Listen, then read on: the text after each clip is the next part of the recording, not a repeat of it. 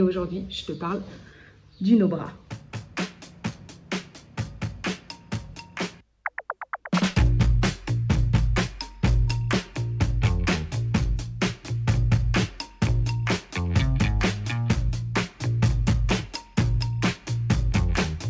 Le no-bra, en fait, c'est juste l'action de ne plus porter de soutien-gorge, mais en fait qui historiquement remonte en gros à 1968 avec les féministes américaines qui nous disaient de jeter nos soutiens-gorge à la poubelle. Alors en fait le tout premier soutien-gorge moderne, parce que c'est historique aussi, il est arrivé en 1889 par une française, une ouvrière française qui s'appelle Hermine Cadol, et en fait qui venait nous aider en défaisant les poitrines des corsets.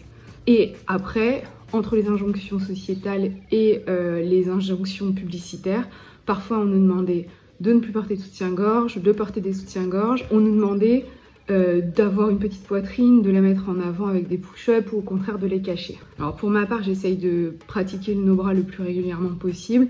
Et là, en fait, c'est vraiment les conditions idéales avec le confinement pour vraiment s'en défaire totalement. Je connais très peu de personnes avec des seins qui portent des soutiens-gorge, donc ça veut dire quand même qu'on a envie de s'en débarrasser. Quant aux bénéfices du no-bra, il y a eu plein d'études différentes qui ont été faites là-dessus. Ce qui en ressort en général, c'est un raffermissement de la poitrine, une diminution des maux de dos, et même si les seins ont souvent tendance à augmenter en termes de volume, ils sont plus fermes et il y a moins de vergetures qui apparaissent dessus. Il faut aussi noter que tous les muscles périphériques se raffermissent. Et puis obligatoirement, vu que tout le monde fait ça quand on arrive chez soi, on enlève son soutien-gorge pour mieux respirer. Ça a augmenté aussi les capacités respiratoires, l'aisance respiratoire. Ça a évité évidemment les marques rouges sur le torse. Ça permettait d'augmenter la circulation sanguine et lymphatique. Donc ça a des vraies conséquences physiologiques qui sont hyper intéressantes. Alors, mis à part le regard des personnes et les remarques qu'on peut faire sur les tétons qui pointent, il n'y a aucune preuve scientifique qui prouve qu'il y a un problème à faire du no-bra.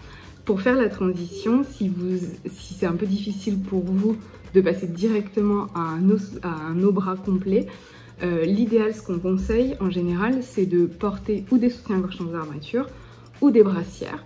Et ensuite, après, vous augmentez les temps où vous faites du no-bra. C'est-à-dire que vous allez juste à la boulangerie sans soutien-gorge, et puis ensuite vous faites votre boulangerie et puis votre tour de marché. Puis à un moment, vous arriverez à faire du no-bra total, ou pas, mais en tout cas, peut-être à en faire de façon intermittente et ponctuelle.